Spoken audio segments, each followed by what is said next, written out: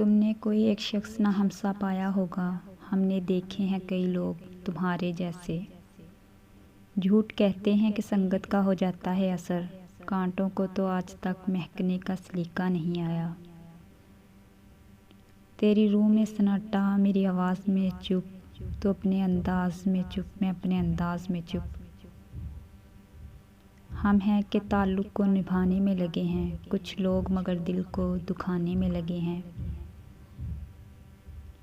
नहीं मिलता है कोई तुझसा आज तक मुझको, फिर ये सितम अलग है कि मिला तू भी नहीं।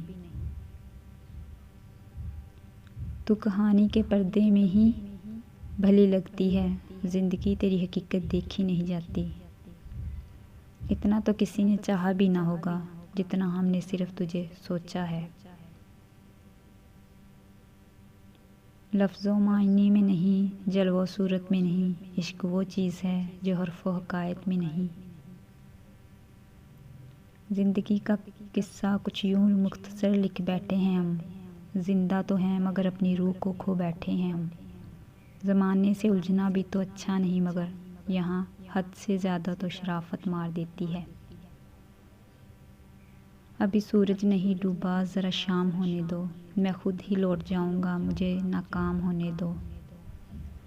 न जाने कितने सन्नाटे मुझे आवाज़ देते हैं, न जाने कितनी आवाज़ें मुझे खामोश रखती हैं।